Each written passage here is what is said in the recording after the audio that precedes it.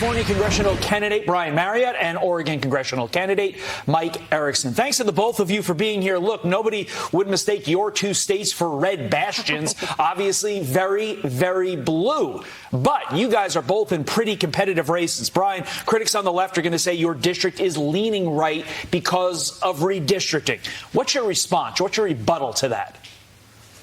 Well, the redistricting changed things a little bit, Todd, but not that much. The reason we're going to win this race is because people are just fed up. They're being hurt. They're being hurt by a cost of living that's costing them their peace of mind. Everything that they have to buy, everything that is non-discretionary is exploding in price for them. And the average person in San Diego, with mortgage rates roughly doubling in the last 6 months, which is a direct result of the trillions that they're printing and spending, has lost buying power on a new home by almost $100,000, dropping to $350,000 is the average price of a home they can afford. So there's real impact to people, and they're upset.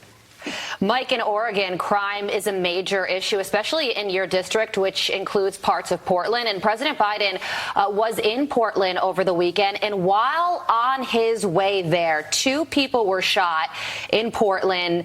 No arrests were made. No suspects have been reported so far. What is it going to take to get crime under control? Well, Oregonians want leaders now more than ever that will fight crime, fight this inflationary problems we're seeing. They're tired. They want to take back our streets from the criminals and the liberal politicians that let this happen. Oregon has said enough's enough, and it's coming clear at all the polling. Oregon has become a welcome mat to drug users, criminals, homeless camps, and all the crime that goes with it. And Oregonians, believe it or not, are tired of it. They're leaning Republican in almost a lot of the governor's race here. 3 different congressional races. Ours is up one of them. We're up almost 4 points in the latest poll. I think Oregonians are saying clear and loud, enough's enough here in Oregon. Both of your states have some of the highest gas prices in the nation. Average cost for a gallon of regular California this morning, $5.91. Average in Oregon stands at $5.29. Brian, when you hear President Biden double down on abortion while saying over the weekend, our economy is strong as hell, do you just smile at the gift that he's given you and your fellow Republicans in this midterm? You know, they have really been dastardly in terms of the way they've approached the energy issue and the impact it's having on people daily. I've talked to people this week who want to get a second job, who want to add more hours at work and so forth, do an extra shift, and they worry about whether it's worth it because of the price of the commute. They're really wreaking havoc on people. It's particularly bad, of course, in California. And they're playing some political tricks to try and lower it just in time for the midterms.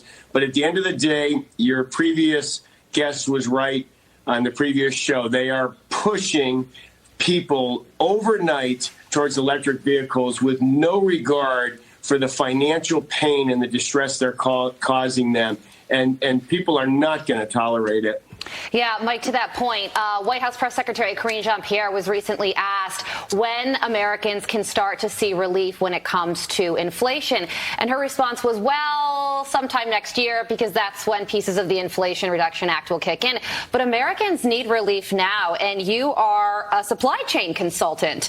So what's it going to take to get prices down? Well, we as a new Congress need to go look at everything. We've got runaway government spending. We don't have a tax problem. We have a spending problem in the Congress. So we need to rein in that national debt and get that under control. That's one thing. But as a supply chain expert for the last 30 years, I mean, we're seeing rising transportation costs that are being passed directly onto consumers at every level. Whether it be trucking costs have tripled. FedEx and UPS have just announced their new 2023 rates, and they're going up record high, the highest increases they've had ever. And so those costs are being passed on to consumers. Just all transportation costs, the price of fuel, diesel is going up. Those are just being passed on to consumers. Getting our country back to being energy independent is kind of a big part in driving down those supply chain costs. Brian Maryott, Mike Erickson, aligned on policy, not aligned on football. Big UCLA-Oregon game this weekend. I'm pulling for the Bruins. That's why I didn't ask you one single question, Mike Erickson, you Oregon Duck. Thank you very much. Have a great weekend. I'll be at that game shaking hands. Oh, yeah. I'll be at that game. So. I'll be rooting against you. Mike, thank you. Brian as well.